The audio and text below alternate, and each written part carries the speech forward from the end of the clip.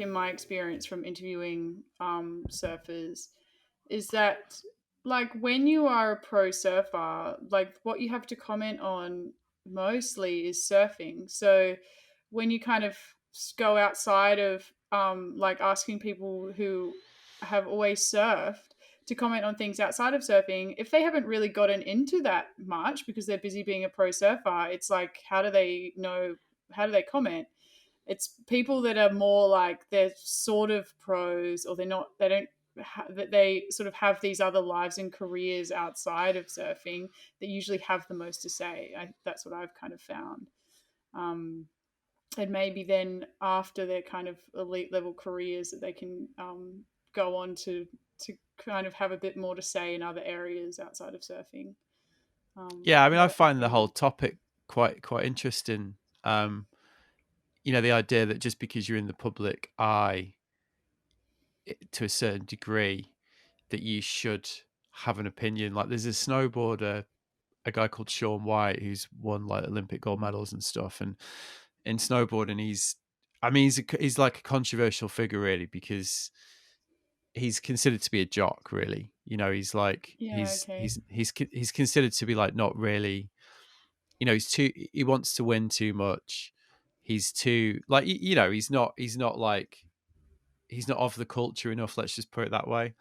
But he's a lightning rod for a lot of the criticisms about the way that the cultures are changing with the Olympics, and all those arguments and stuff about, like, the difference between surf skating, snow culture, and mainstream sports culture. So he's become like a kind of poster person for that debate. And I'm always just a bit like, his job is really just to be good at snowboarding, if you ask me. And he's Mm-hmm. really, really good at snowboarding.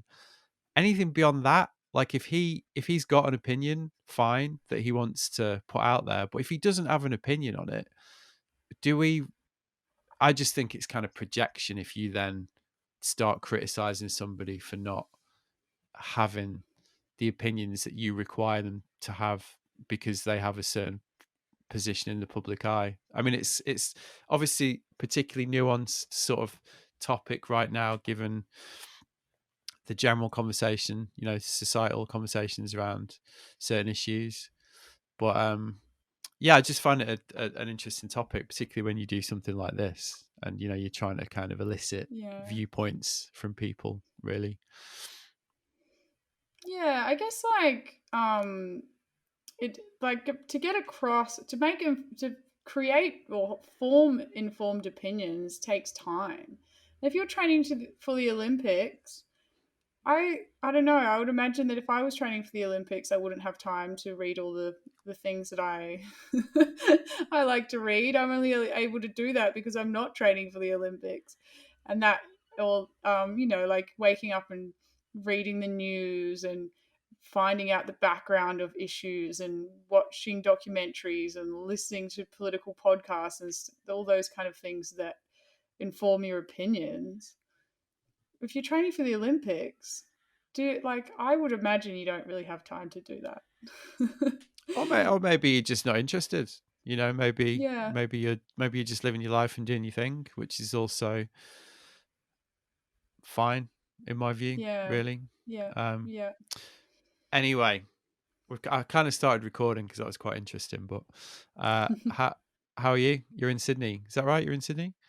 Yeah, yeah. I'm in Sydney. We've just gone back into lockdown because we haven't had a lot of action and vaccinations over the last 6 months. So we've just had a small outbreak and of COVID-19, and no one's vaccinated yet. So we've had to go back into lockdown. Which Is there a Sorry, go on. Oh, it's not so bad, to be honest. Like, it's winter, um, and we're allowed to exercise, so surfing is technically exercise, I guess. And otherwise, it's just kind of the habit of being quiet, and that's actually pretty fine by me. Right. Is there a vaccination program happening? Is there like a kind of, because over here we've had 6 months of I mean, I think we might be one of the most vaccinated countries in the world right now. You know, they've like really thrown everything at it to try and. I was just actually reading an interesting article before we started recording about how apparently us and the UK and Israel are the two countries that are actually kind of trying to vaccinate our way out of this. You know, like to sort of Mm. say like, because obviously every country's had like a different approach, haven't they? Particularly Australia's had a very, you know, um, unique approach compared to a lot of countries in the world. And yeah, like it feels like over here we're at a bit of a crunch point because cases are rising again, but it's almost like there's not really a desire to go back to lockdowns. It's like, no, everyone's vaccinated now, so we're just going to sort of roll the dice and see what happens. Is there Mm. a big groundswell of vaccination, to mix the metaphors? Like, you know, are they trying to get it done over there? Yeah, we actually had the vaccines in the country in February, but only 3% of the population has actually been vaccinated. Um, we have a government that doesn't really seem to have a grasp on on the logistics of that kind of operation. Like Australia's only got 24 million people. I think they definitely, it's probably the biggest issue in current affairs at the moment is the bungled vaccine rollout. Hopefully now things are going to start moving a little bit, but up until this point, there's not a lot of trust in the government, so a lot of people are wary about getting the vaccine, and then in terms of actually getting it to people, it just hasn't happened the way that I personally would be hoping for it. Right. So yeah, we'll see what happens from now on. Yeah. So you obviously have been kind of in the news recently, because of was it the end of March, April, the event that you took part in? Yeah, it was the end of April. I won a local longboard event here in Sydney on the Northern Beaches. And when I got to the presentation, I didn't know if I'd won, but I knew that I'd gotten two good waves in the final. Um, I in the gap between like coming out of the water and when the presentation starts, somebody sort of mentioned that there might be unequal prize money, and I really didn't think was that would be real because I assumed that surfing just has equal prize money now. I didn't really know that there were still smaller events that were still having unequal prize money since the WSL introduced equal prize money in 2019. Um, and so I went and checked the novelty checks on the table to find out what was going on with the prize money, and I saw the difference. That the first prize for men was $4,000, and the first for women was $1,500. So we sort of talked amongst ourselves, and I checked if the entry fee was the same, which it was, and I just thought if I've won, I'm going to say something. Like, I can't, if we just quietly mention it to the organizers or send an email after or something like that, nothing's going to change. They're going to give us an excuse that is always given, that there's less women, so there's less money.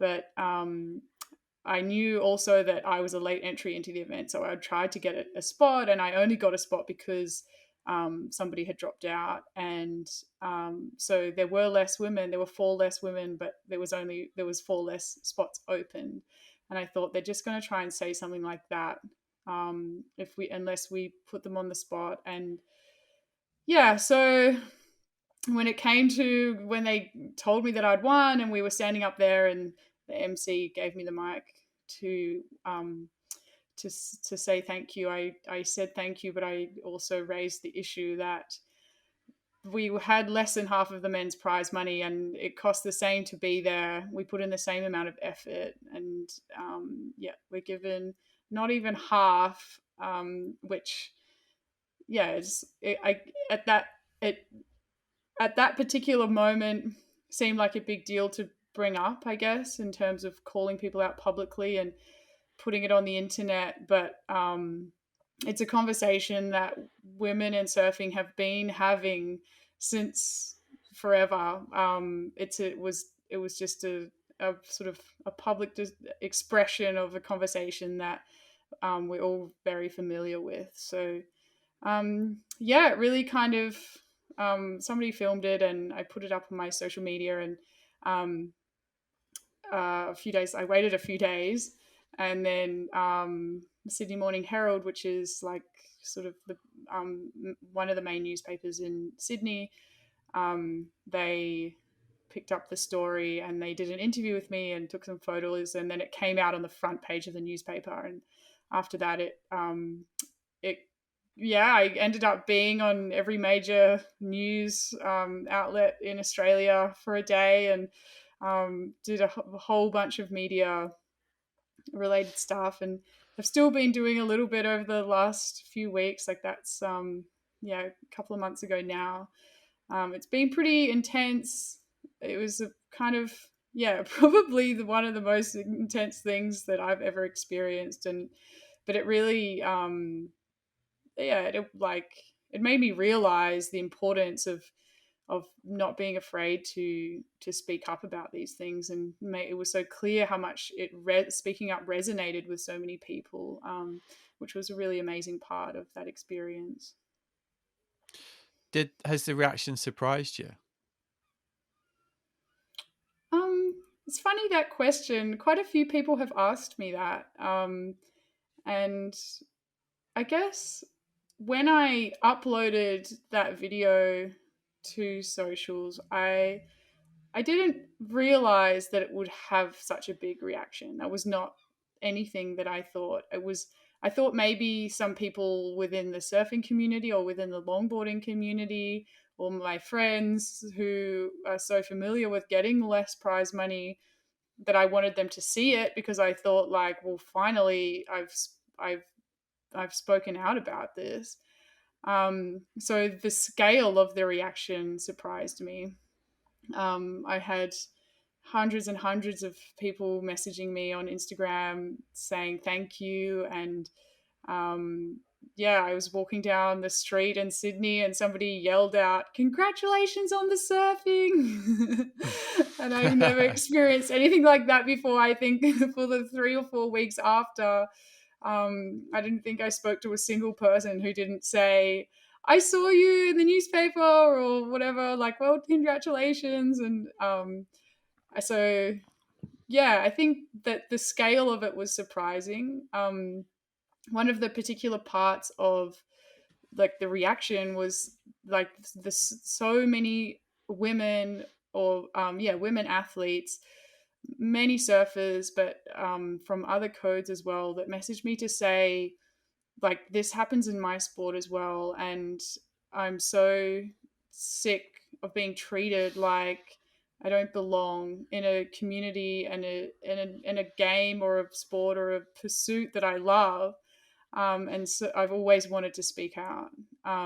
So that wasn't surprising that it resonated, but guess I didn't realize how much people have felt like they've wanted to say something like I did.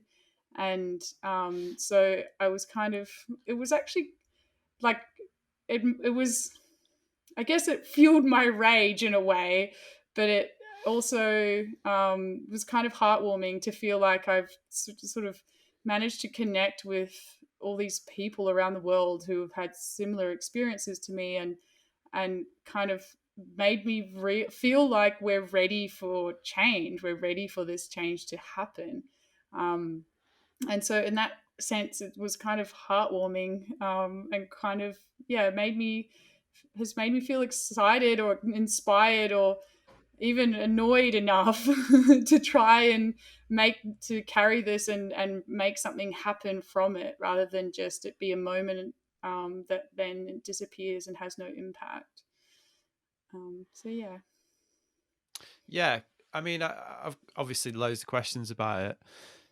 One question I did have about the actual incident, if you like, was that there's when you first started talking and the crowd the people gathered to sort of realize what you were talking about. There's a few groans that you can see on the video. Like, how did you interpret that?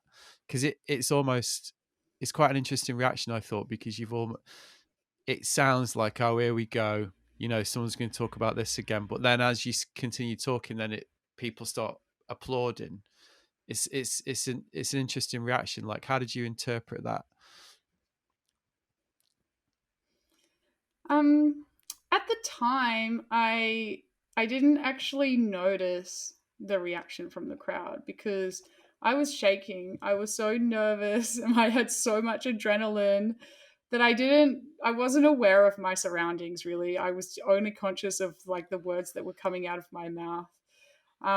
But in watching the video back, I didn't think that the crowd was booing. I didn't interpret that as a boo. There is this kind of like ooh, and I think that I understood that as that's like a ooh, she went there, Yeah, which to me indicates that they know.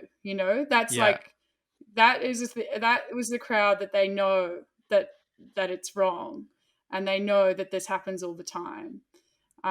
So that was how I interpreted that. And then I didn't have it. It wasn't so much. I wasn't nervous from the reaction of the crowd, but more so from like looking in the face of people that have organized this event and saying, "Thank you for this money, but it's not enough."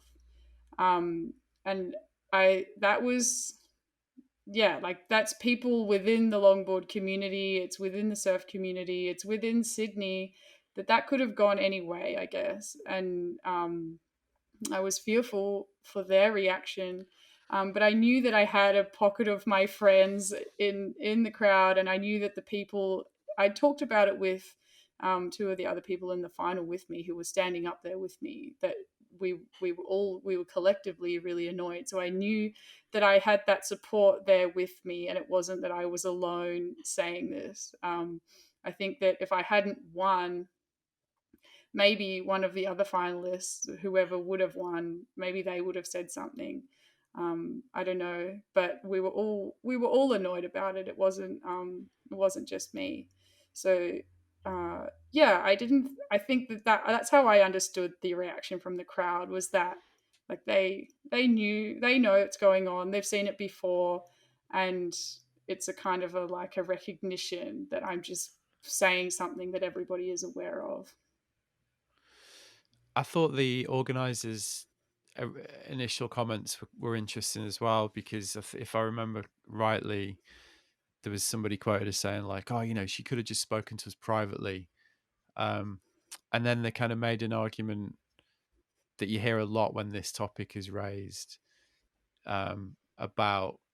I think it was like, well, we've done nothing wrong legally. It's just more a moral issue, and essentially, this is how it's like this is the status quo. It's kind of what was being said.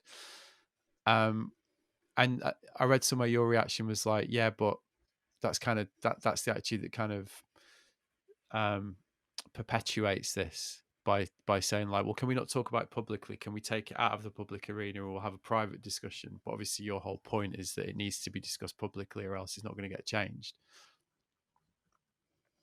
Yeah, well, I guess I also read that that was one of their comments, that they said they could have done this privately. And my reaction to that was that, well, you gave me less than half the prize money publicly, so you have degraded me publicly. And I feel like the only reasonable response to that is to hold you accountable to it in front of the people that you are going to disrespect me in front of. So I think that like that I just think that wanting to deal with it privately just doesn't have the same level of consequence. Like if I just sent an email or called them later or talked to them off to the side, none of this media would have happened and nothing would have changed. And I guess like I understand the concept of how how a disruptive moment can orchestrate social change. And while that wasn't what I was planning at the time, I also know that I knew that if I'm going to say something and say it publicly, that's the best chance I've got for something to change. Because otherwise, normally at any other event where we've had unequal prize money, we're expected as women to receive this lower check and just accept it and walk off. And maybe you will complain to somebody later, but I've been complaining about this stuff in private for years, and it still hasn't changed. The WSL changed their position on equal prize money after a very similar situation where there was that junior event in South Africa where there was two novelty checks and there was a photo, and the girls one was so much lower and it went global. It was all over the media, and Sophie Goldschmidt then came out and announced that there was going to be equal prize money the following year. And it wasn't only that created that change. It was obviously people within the industry that have worked for many years but that was the straw that broke the camel's back. It was a disruptive moment. And sending an email or talking to somebody privately doesn't have that same impact. And I just thought by doing it in that moment, there's no way that they can not face what's going on. And that's, yeah, I guess it was a decision that I made to try and change that status quo. You mentioned the local reaction media wise, but also globally in the surf media, it was really picked up as well. I was listening to doing a bit of research, listening to the Grit earlier. They were discussing it on there. Quite often in surfing, there are certain incidents, events, or whatever that kind of like throw this issue of gender parity into the public eye, really, and then you get the kind of arguments played out through these incidents. Surfing, it quite often in these situations, because this debate that we're talking about, if we're talking about the gender pay gap, is obviously, I mean, it's not a new debate, is it? If you look at probably the most famous incident of this type is in tennis, the Battle of the Sexes. I mean, that's like 40 years ago, where this whole argument was kind of played out in the most public way possible. Yet nearly 50 years later, we're kind of still having that debate in our little corner of the world. And it usually takes these incidents for people to actually go, oh, yeah, right, we should maybe think about that. Were you surprised by the fact that, well, I guess it's a wider question. Are you surprised that we still even need to have this debate? It's interesting that you mentioned the Battle of the Sexes, because one of the quotes that came out of that is something that I always carry with me when it comes to having these conversations, is that women do not have to be grateful for crumbs. And that is exactly what I am thinking about when I'm thinking about gender equality in sport. And to answer your question, no, I'm not surprised. I'm not surprised this conversation is still going on because um, it's like surfing the culture of surfing is extremely patriarchal. It promotes a culture of hypermasculinity. So much of my character is formed around the fact that I have had to learn to paddle out into a lineup every day of my life to almost always be one of a few girls or alone in a lineup of 30 to 50 men.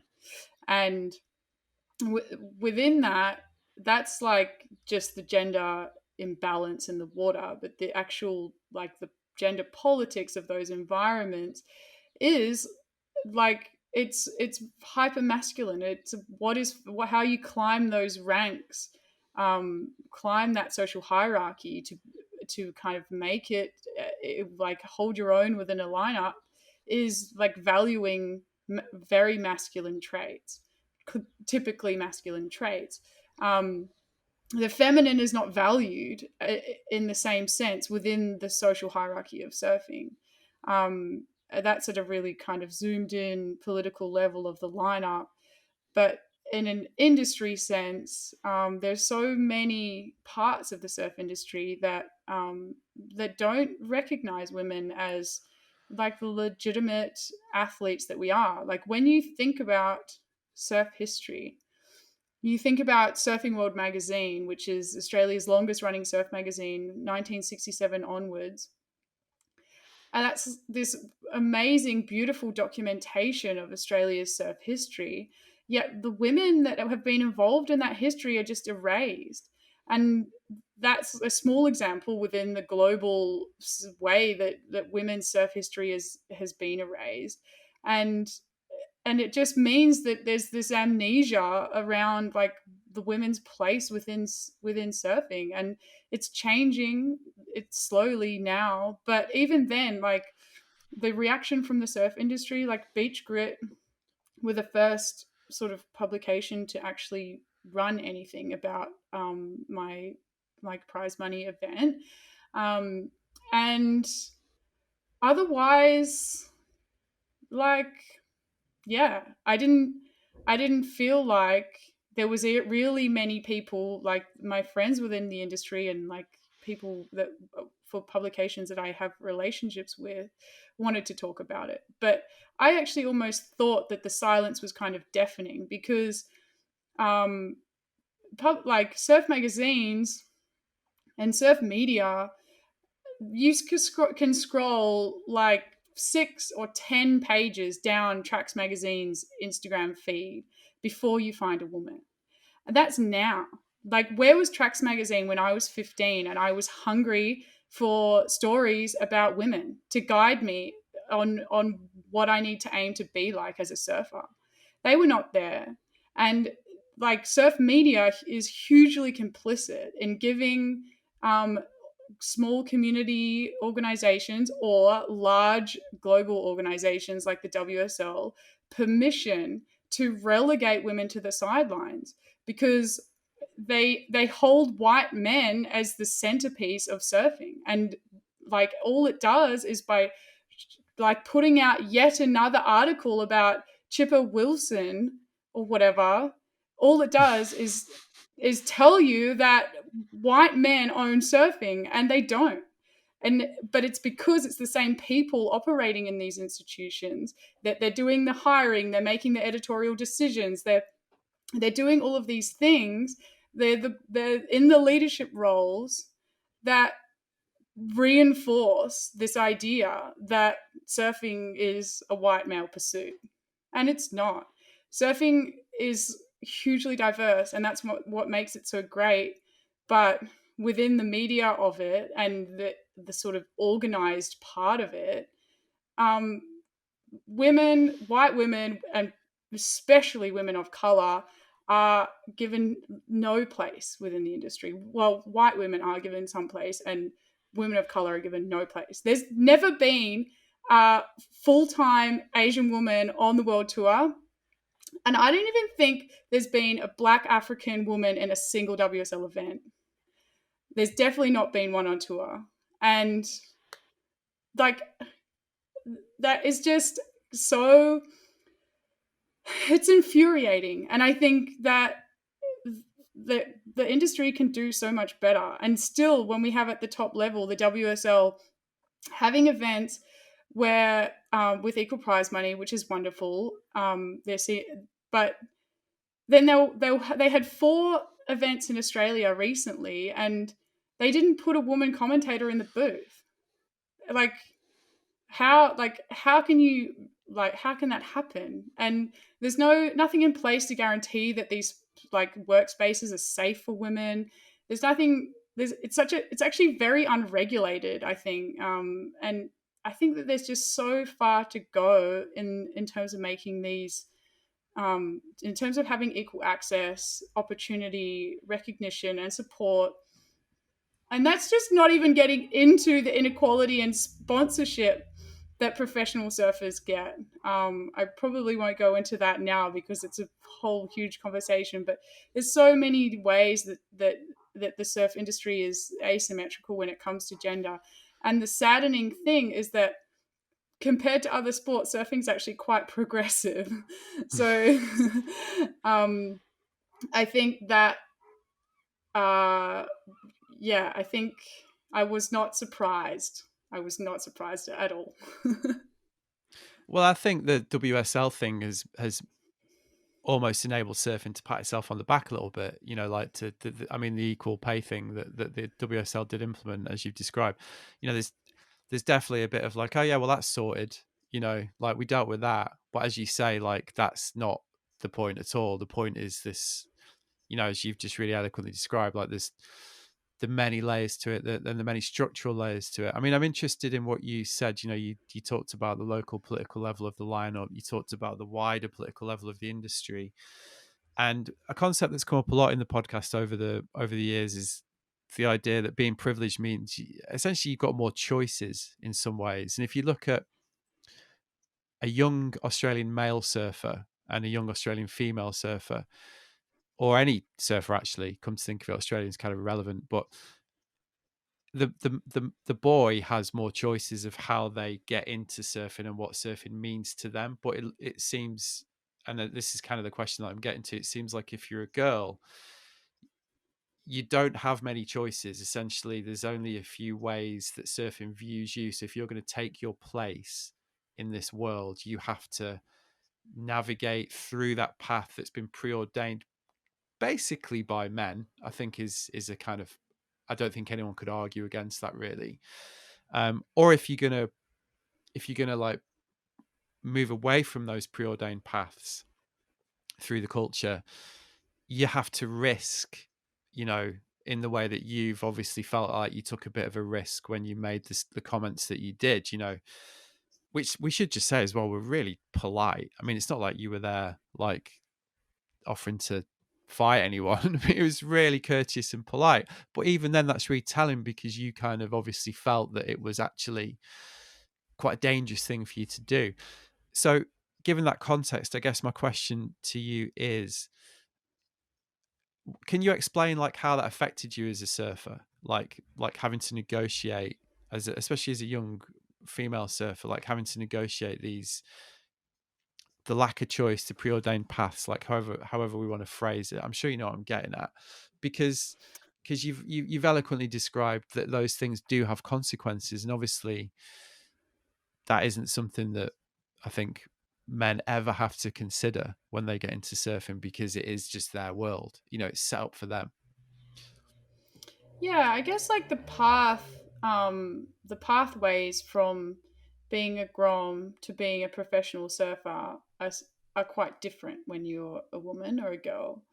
Um, so for me personally, I guess I never had I've never had huge sponsorship opportunities, which is what allowed me to speak out because I have nothing to lose, basically.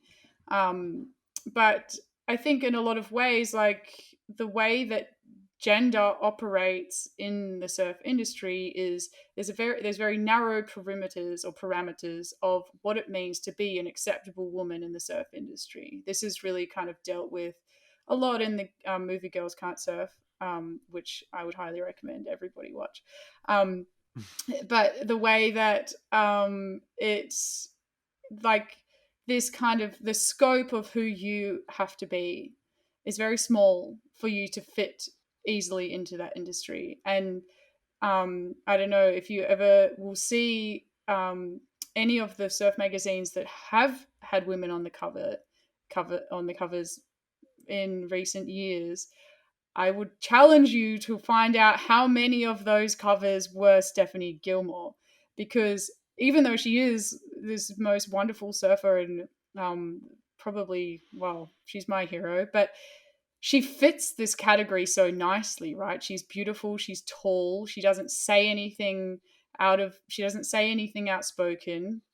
She has this like beautiful model body type, and she surfs with style, and she fits this kind of idea of what men have constructed to be an acceptable surfer girl. And so the pathway from being a grommet to being a professional surfer, basically for a woman, involves like squashing yourself into that archetype. And not everybody can do that. Not everybody has a model's body. Not everybody is quiet, and well, not this, I don't know Steph Gilmore personally, so I can't comment what she's like, but nobody has a beautiful smile that is looks lovely while they're surfing. Some people just want to rip, and they can't do that if they want to survive in the industry, if they want to get somewhere, if they want to have opportunities. A professional surfer I spoke to recently told me that she was in the North Shore for the WSL season. She was in Hawaii end of last year, and it was the fourth time she'd been to the North Shore, but it was the first time she'd ever surfed it. She'd always gone there with her major sponsor. I'm not going to say who it was or which sponsor because I don't want to land her in trouble, but she had she had only ever gone for modeling trips, so she'd never surfed, which is crazy. And she was like, I'm 23 and I've only surfed the North Shore for the first time now. Meanwhile, the same company that sponsors her has a camp that they run for boys from 16 years on every year. They've done it forever in Hawaii, and it's like hardcore surf training. So by the time they get on the CT and they're having to, or like the QS, and they're having to surf the season in Hawaii, they've been doing it for like years. And then girls are then criticized for not being able to, like, I don't know, surf pipe as well as some of these guys, and not know how to get barreled properly. But that's because the emphasis is placed on like how women look in these contexts. And like for me, I guess I didn't really know any of those pathways, and I didn't have those opportunities. But it's always something that I've really analyzed a lot, is the sort of it's not just about the kind of surfer that you would like to be. Like, I guess as a man, you can be I don't know, somebody who trains, and you can be Gabriel Medina, or you can be like Creed McTaggart. You can like smoke weed and have tattoos and make clips and go around the world being a dirtbag. You can be Al Nost. I don't know if I don't think, well, Al Nost is maybe a dirtbag, but you can dirtbag your way around the world, and people want to follow you and know about you and see your life. But as a woman, you need to have a perfectly flat stomach and be thin, and then also somehow use that same body to surf. And I don't know if anybody out there's ever gone surfing, but it's not exactly conducive to being petite. Surfing is like having straw hair and having bruises and big shoulders and wrinkly skin because you're out in the sun all day. And and I think that if you don't fit into those parameters, it can be really difficult for you as a surfer, and then also in the industry as well, of like, I don't know, that because of these archaic views that exist, it's challenging to get opportunities if you're like, I don't know, if you're butch or something like that. Like, that's still going on, and that's like, I guess it's maybe hopefully changing as some of these archaic really unfeminist men who are holding the reins of surf industry maybe retire or get pushed out because there's no money in it or something, and eventually things can change a little bit. But yeah, that would kind of be my comments on that, I think. I mean, one of the things I really noticed about, I mean, I'm going to mention the beach grit thing actually, which is quite specific, but it's quite telling.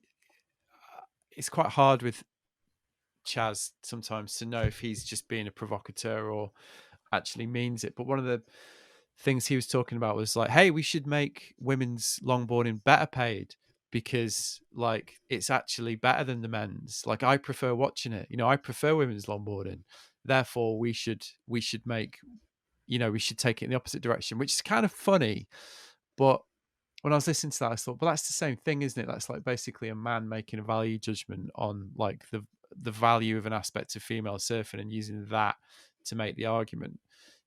whereas really, and you kind of hear that type of thing a lot, whereas really like the outcome of it and how that affects how that lands with men, it's not really the point, is it? Like we're not really talking about that in this conversation. Well, that's how it seems to me anyway. It's more talking about like what opportunities, the way you set, like the setup of this, how that can give women the same opportunities as men, basically. And then let's see what outcomes that leads to.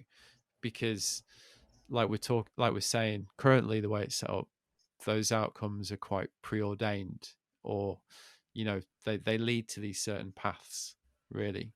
Is that something you've noticed when the debate gets discussed? Yeah, I find those comments interesting. That the women's longboarding, people prefer to watch it, so therefore maybe women should get more. Um, and I think I think it's a flawed argument, because it's the same argument that men say, well, the men are better, so they should get paid more for shortboarding, It's which it's the I meritocracy argument, isn't it? Basically, yeah, but also it's a meritocracy. It could be meritocracy, but it's also like looking at surfing purely in like economic terms.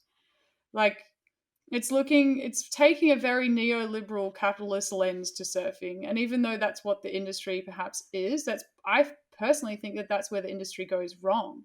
I don't think we should let the free market economy decide on the opportunities that people should get for what is essentially a social pursuit, a social it's social experiential, and I think that maybe that's just me looking at it in a way that I don't want the free market economy to determine every part of my life.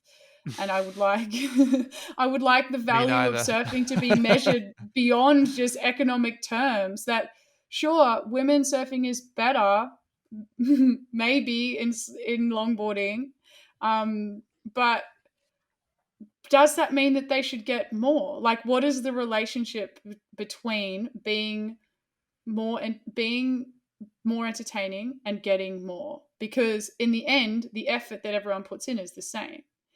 The amount that it costs to be there is the same. It's not my fault that my gender determines how good I am at it. Like, gender is something we can't control, yet we're trying to let the free market economy put economic value on gender.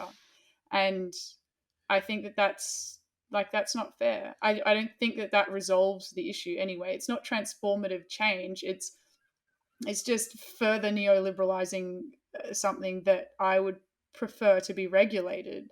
And I think that we should get the same. I'm not asking for more. I'm asking for the same. How do you counter the, let's call it the merit meritocracy argument? Because again, when this debate gets played out in every sphere, football, tennis, golf, the same points are made, and you really saw this in some of the comment sections. Like, well, if it's that big a deal, let the women compete against the men, and let's see the best, like for equal prize money, and let's see who's the best. There's that argument. There's yeah, I mean, I'm sure those arguments better than I do. So how do you, when you come up against that type of view, how do you what's your response to that? I think that if we're going to say, okay, well, we're not going to let principles of equality determine the how the outcomes here. We're going to let market forces determine the outcome. So, what are the market forces? It's the amount of people watching, but it's also where does the money come from for prize money and sponsorship? It comes from private companies, and where are those companies getting their highest revenue from? Do men shop? I don't think so.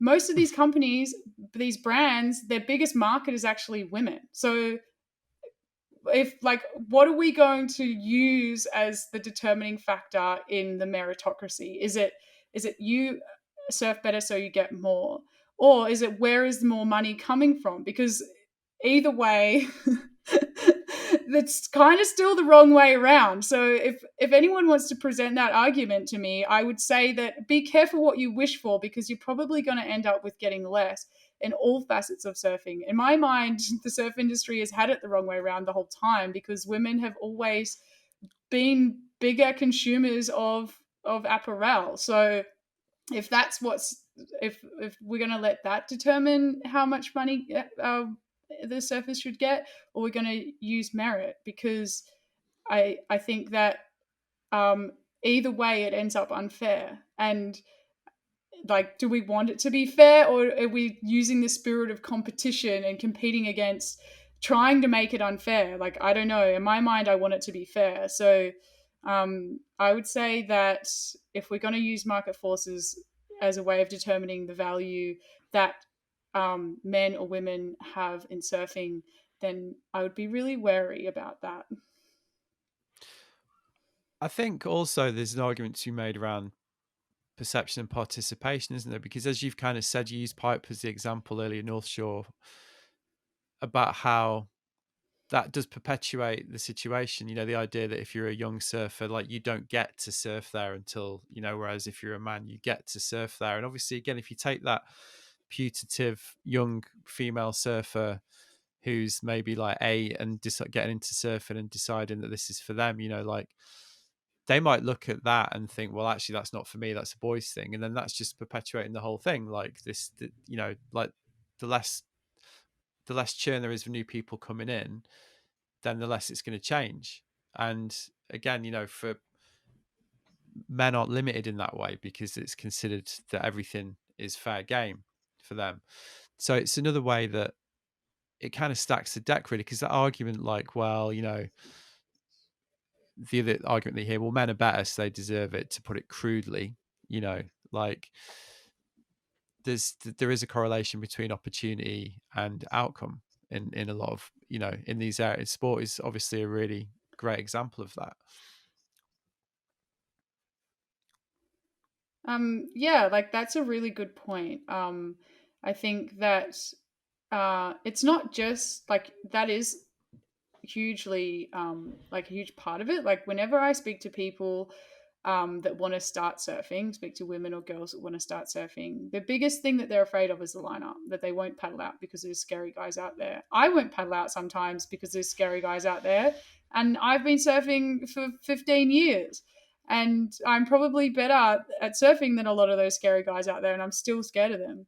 Um, but that's one barrier. But when we talk about standards, and that's why the argument of meritocracy is so flawed. It's flawed within surfing, and it's flawed within any capitalist society, patriarchal capitalist society, is that it's a cycle of so first of all, the opportunity is less in terms of getting in the water, because there's this very hyper masculine patriarchal environment that women are and young girls are expected to enter.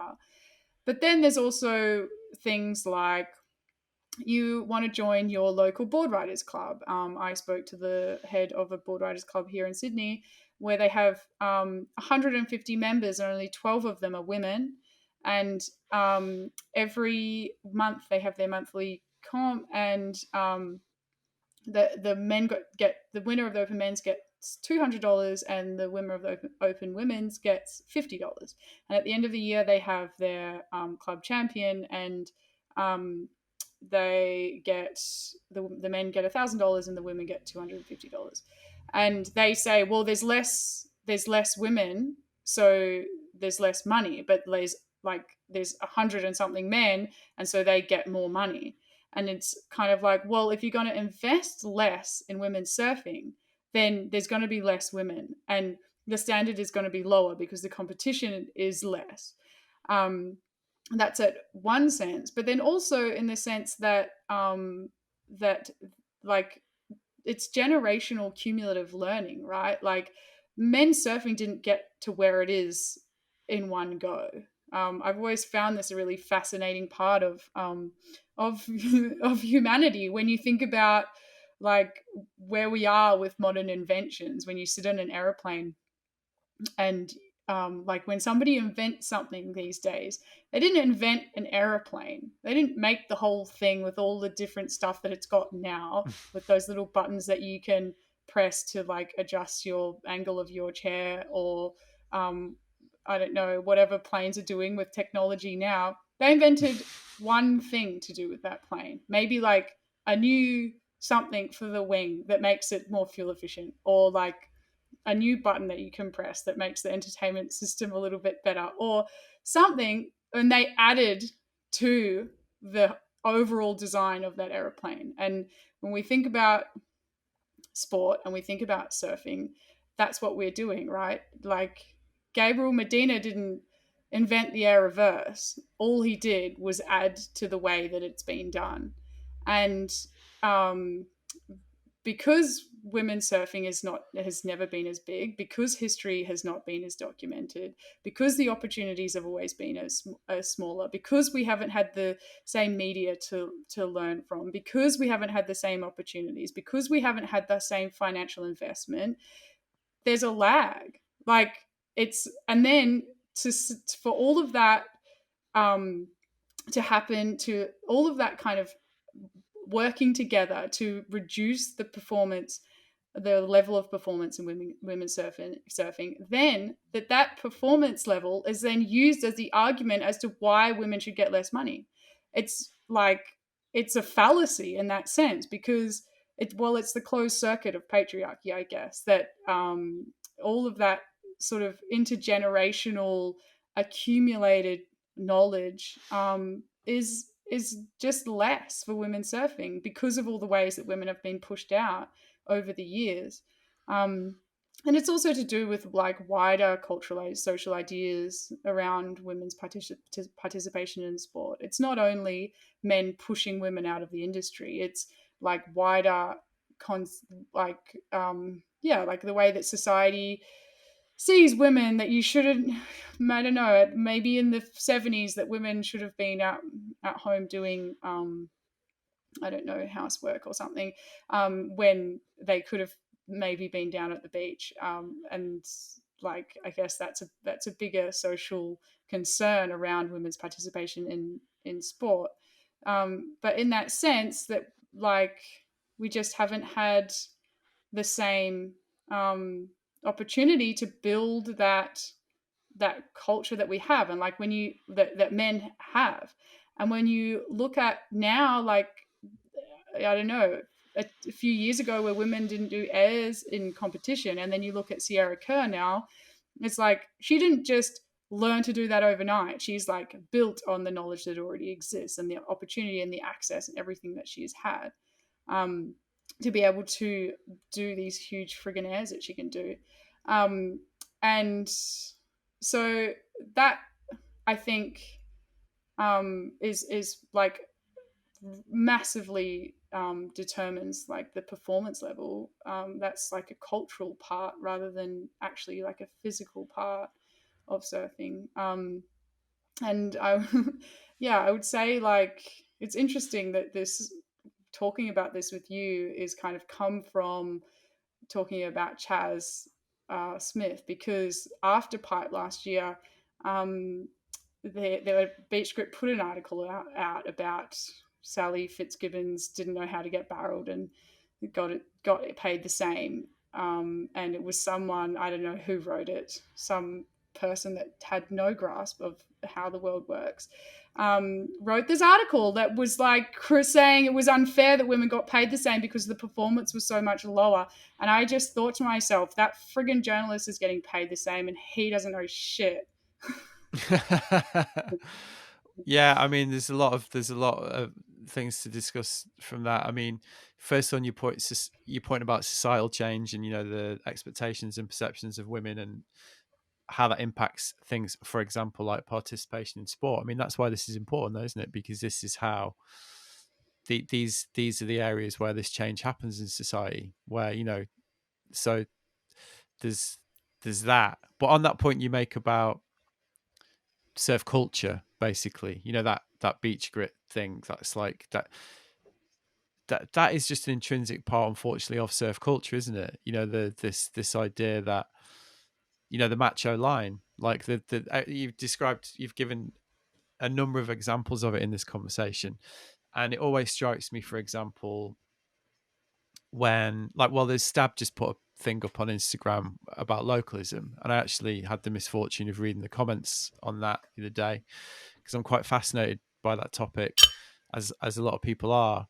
And one thing that became apparent as I was reading the comments was like how tied up it is in the identity of being a surfer, particularly a male surfer. This idea that like it is Darwinian, it is basically survival of the fittest. Like, and if you don't buy that, then you're actually just not even a surfer. It's like it's so wrapped up in the male identity of being a surfer. So when do you think like it can change? Because we're talking about pretty entrenched positions here, aren't we? Like if you look at that paradigm of what it means to be a male surfer, as I've just given like one example of that. You've just given the example of the article that you read. There's just endless examples of it. And then the path that we've talked about for female surfing, there's still such a huge gap. Like, do you feel that that can ever be changed? I mean, that's a huge question, obviously, because I might as well ask you that about society in general, of which surfing is just a reflection, Um, clearly. I feel like I wouldn't be doing what I'm doing if I didn't think that it could change. I doubt I'll see the death of the patriarchy in my lifetime, but um, I would argue that if it's Darwinian, then natural selection works in the sense that the environment changes and those that are adapted to it survive. So I would hope that as the environment of surfing changes, these archaic, obsolete attitudes, you either change or you die. Not that I wish anyone would die, but maybe they won't survive within the paradigm of surfing because um like surfing is like I didn't read any of the comment section on any of the media um during my That's a good experience in the media because that's a good rule generally, I think, isn't it? yeah, my because like a couple of comments that I accidentally read, I thought, wow, people are so mean. And like, yeah, I think I read one of the most horrible comment sections that I've ever stumbled across was on a WSL post of Tyler Wright with Black Lives Matter on her board when she took a knee in Tweed. Um, I thought that was a really it was a really interesting kind of moment, and I definitely reflected a lot and thought about it a lot in terms of like the WSL coming out in support of Black Lives Matter at that moment, 3 months after the movement had really taken off. And the moment they came out in support of it was when it was a white person expressing solidarity. And I thought that was an interesting move by the WSL itself, followed by this absolute like disgusting showcase of the most horrendous parts of the white male ego in surfing in the comment section of their post about it, because it's not just male, it's white male, that they were white men who so many so many times believing that have this entrenched idea that they have ownership over surfing. And I think like I didn't read that Jed Smith article on Stab just yet, but um, I think that when it comes to something like localism, which is like ultimately it is a show of possession over a place, that if you're a white man and doing that, and particularly here in Australia, like in my mind, what right do you have to that? Because this country and this land is indigenous. It always was, and it always will be Aboriginal land. So to as a settler to come and have this fierce protection over this territory that is not even yours. If anything, if you were able to analyze that properly, you would realize that this is why is part of the reason why it's so hurtful and so terrible to theft people's land, right? And to then have the kind of audacity to theft and settle on land and then be so protective of it that you won't even let anybody else visit and surf it. That fundamentally goes against what I believe is the purpose of surfing and why surfing is great, because it should be shared and it should be for everyone. And this kind of really, this, yeah, it is deeply entrenched, like white male ego or fragility around surfing. I would say it's deeply entrenched, but when we talk about deeply entrenched, it's only going back to the 1950s or 60s. So because prior to that, surfing was a South Pacific and Hawaiian activity, and it's been co opted to be this like white Californian kind of stereotype or whatever identity, um, that has kind of then sort of spread globally as what a surfing identity is. But like I think that I think we can change it. I think it can be different. I think that we can collectively, for the people who believe in that change, that we can coordinate and organize and keep on doing stuff like calling out people so it changes, starting campaigns, talking to each other, reaching out. When I accidentally look at those comments that make me so upset, I can just comfortably go back into my own Instagram message requests, and it's like the kindest place on the internet. So that's encouraging. Is seeking out different perspectives in this kind of traditional view of surf culture, well, like should I say post-war view of surf culture, as you just correctly put it, is seeking out alternatives to that one reason why travel's been so important to you over the years? Because obviously you are very well traveled, and looks like you've sought out places to surf and to experience that are quite far removed from the, the classic kind of lineage, as it were. Is that a big part of it for you? Yeah, hugely. Like, surfing's such a great conduit to access communities and places. I've always had the luxury of being able to travel to somewhere where I don't know anyone, but I know there's waves, and because I can stand up and some when wiggle on a wave, that it's been my avenue to be able to talk to people and meet people, um, and I guess over the years of traveling to places like East Africa, Mozambique, and last year before the pandemic, I was lucky enough to go to Algeria to meet Algeria's only woman surfer, which was amazing. And yeah, to kind of go to places where there are surf communities that are kind of, I guess, largely ignored by the mainstream surf industry, and where the white male dominant identity of the surfer is not maybe quite as present because the communities are not necessarily white or not. Yeah, I guess if you're in an African community, an African surf community, the white male identity is maybe not as set front and center.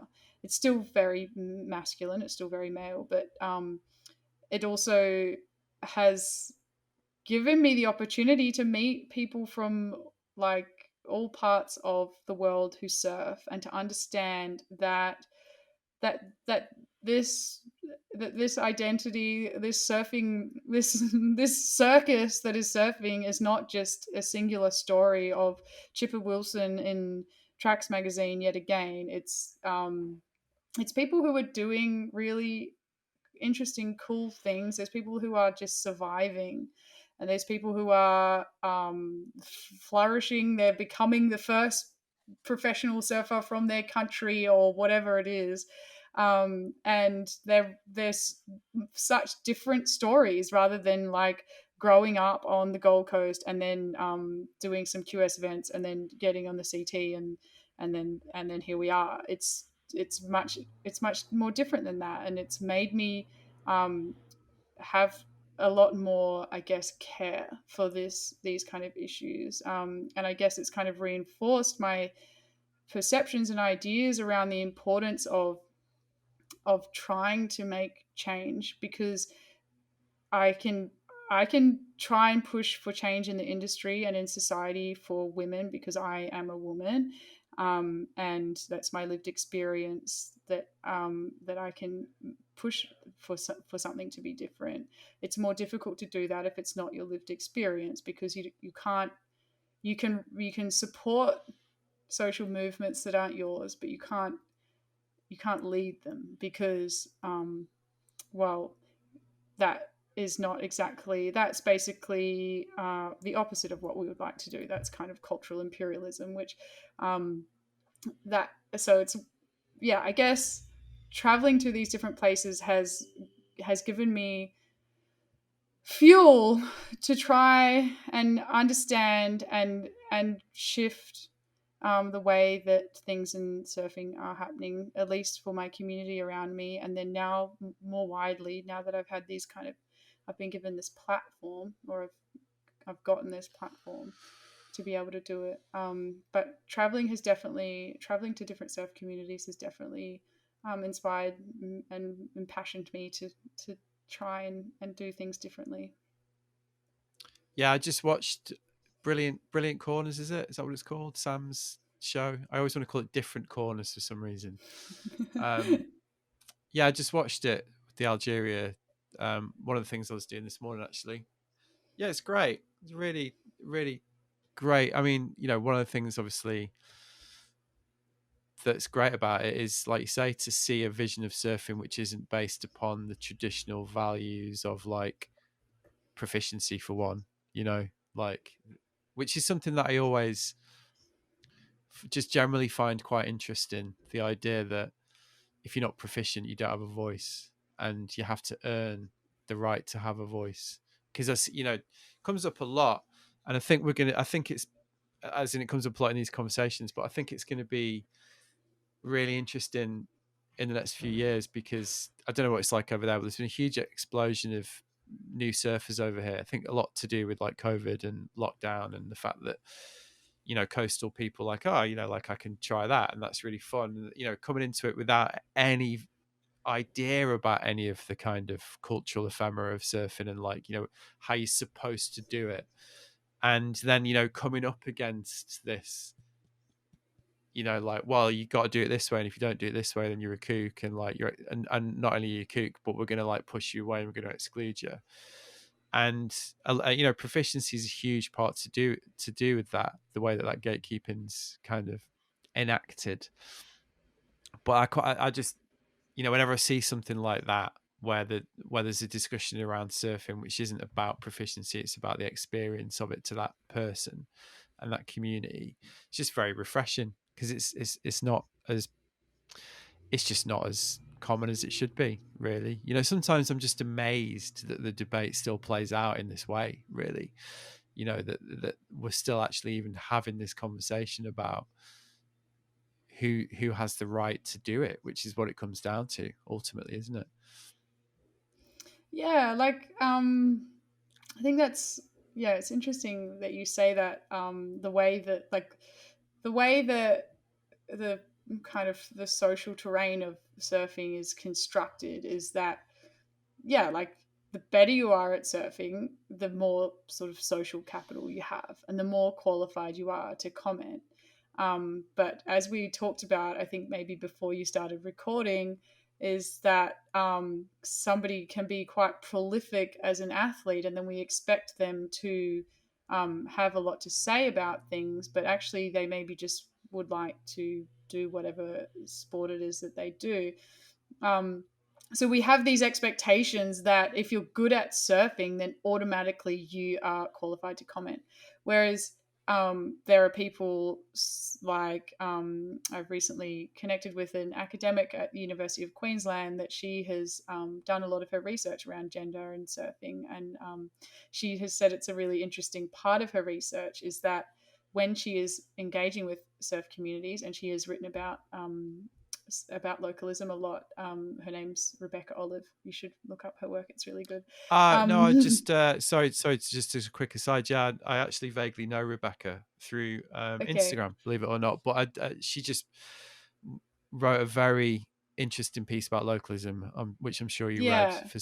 for Surf Simply, which I actually shared like on my in my newsletter and on my Insta and stuff. Yeah. Yeah, I mean So yeah, her take is fascinating for sure. she like basically a lot of her PhD was about localism and the way that, um, well, like the way that gender operates in the scheme of localism and how like women like it's another layer of localism in the sense that women are then treated as outsiders even if they are like local to an area. But she comments that, when she does this research, that the first thing that people want to know about her is how good she can surf. And she will always say, "I surf fine," and it has to like she's a researcher, so like doing research on surfing, social research.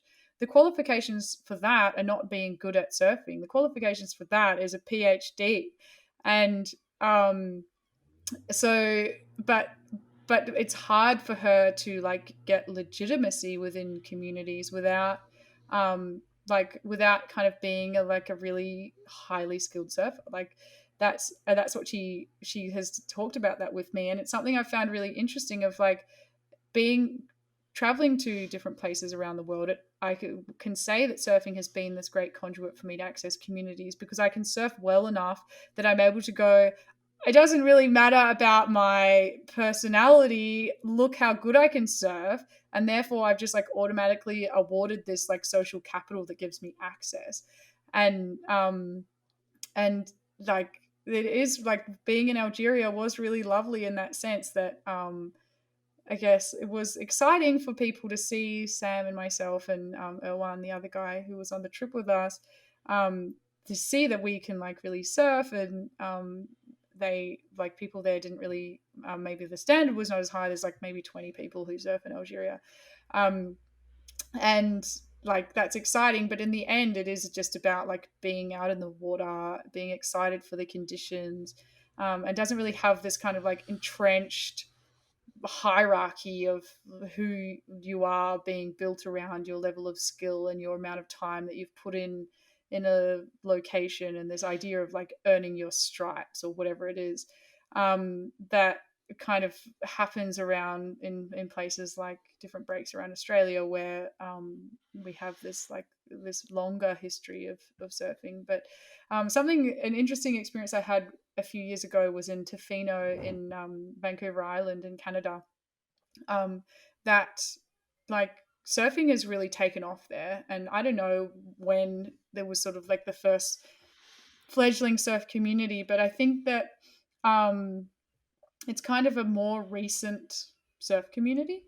It doesn't have this like history dating back to the 60s where you had, whoever legends of surfing at Manly or whatever to dating through till now, that when you tap into the surf community, that's the history you're up against. It's more recent than that, and the thing is that there's more women in the water than there are men, and, I had that thought that I was like, this doesn't it's not this culture of, um, this like intense like sort of structure or this like skeleton of masculine dominance that is, being built up and rusted onto over the years. It's like it's sort of like founded on like not really having a sense of that, and then there's just all these girls in the water, and now there's like so many women that surf there. There's like out any given lineup there was actually the same or more, women and girls in the water, which I was found really interesting, and I think that was a product of it being a newer surf community. Well, that's the point. You can choose. You don't need to take all the aspects of it. You don't need to blindly copy it. I mean, that's what I always find so fascinating about British surfing. British surfing is unique in terms of waves and geography, but has tended to sort of wholesale import the culture as if we have Australian, Californian, Indonesian waves. So you get people responding to situations as if they live in that culture. And often I'm just a bit like, are you mad? We're surfing like 4 second wind swell intervals in like 50-mile-an-hour southwesterly. Like, we don't even have a lineup, like the idea that you can regulate this environment in the same way that you can regulate G land is just ludicrous. Like, like, look around, like, yeah, we need to like be mindful of each other and obviously certain things, but like, let's be real. Let's treat this place for the environment that it is, not like the way that we should treat it because that's what we've basically consumed by looking at surf media for 50 years. Like, you can choose, and I guess that's brings us back to like the wider conversation, doesn't it? Like the status quo thing. Like, it's all a choice. Like, none of this is actually preordained. Like, it has been created by people. Like, there was no like 10 commandment tablets, as much as people like to use the history to claim that there was. Like, it has been created, this, and you do get to choose.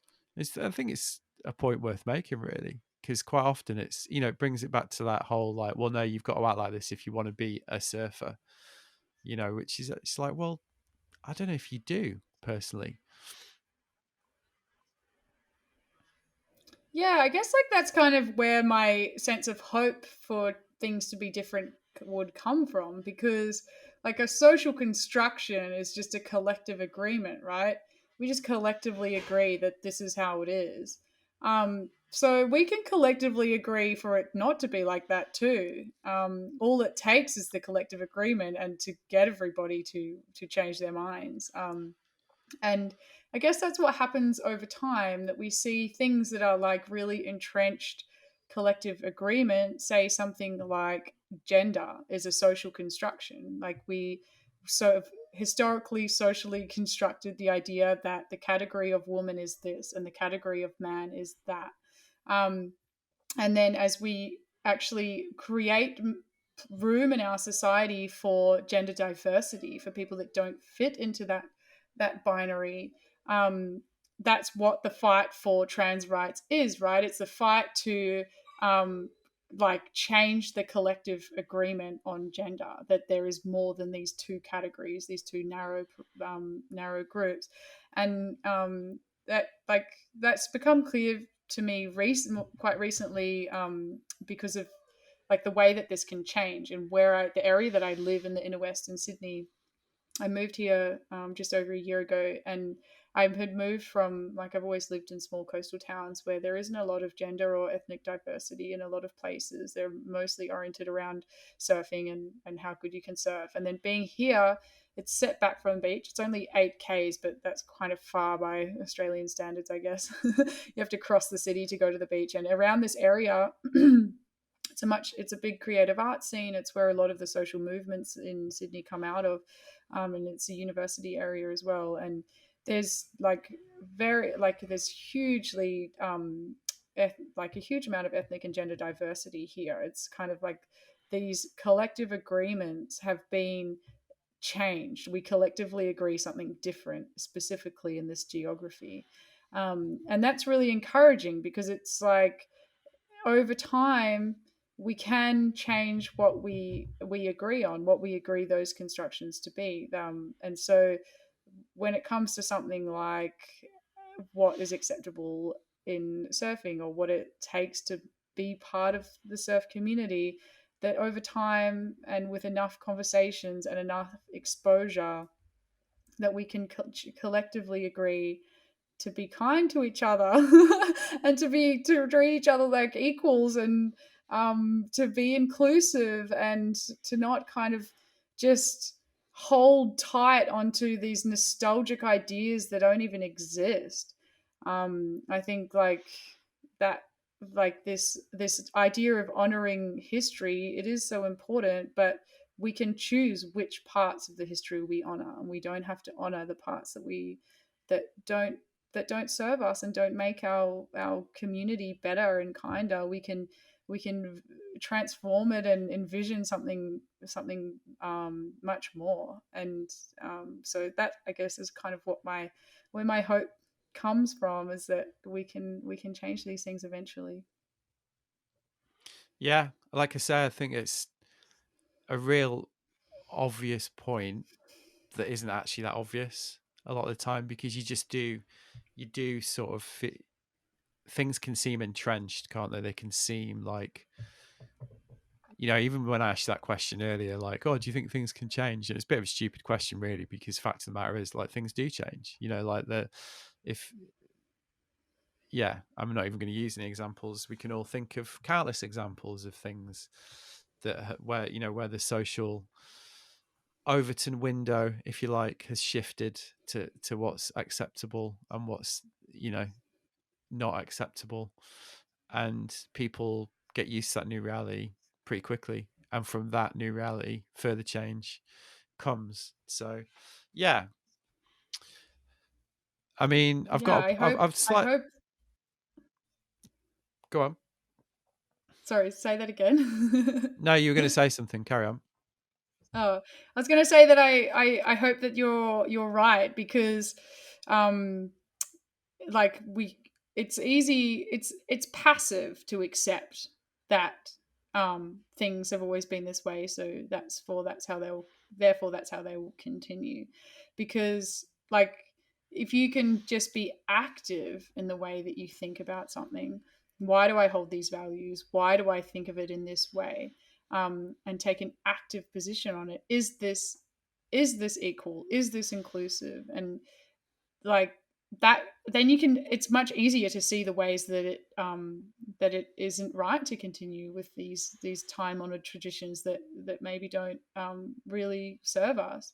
And I think, like, that was really showcased in like this equal prize money call out situation that I had. That one of the organizers, he was sort of quoted the most. I think he was kind of gone to the media. He was a go-to for the media during that period. um, he was saying, well, it's just always been like this. And no one's ever said anything. And so we just kept on going with it.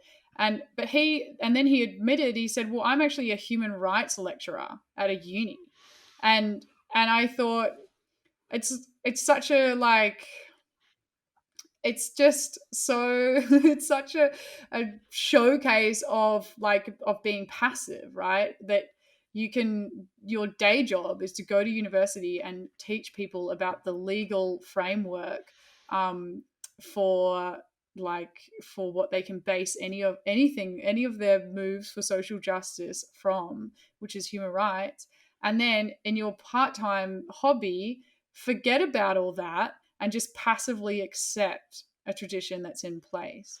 Um, and so, and if if that guy had taken an active stance and actively thought, these principles that I'm engaging with every day in human rights law, um, what do they mean in day-to-day life, and what is it, this situation of organizing this surf contest and questioning this status quo, um, being it takes just being active about it and not just passively accepting that is the way, that's the way, so that's what we do.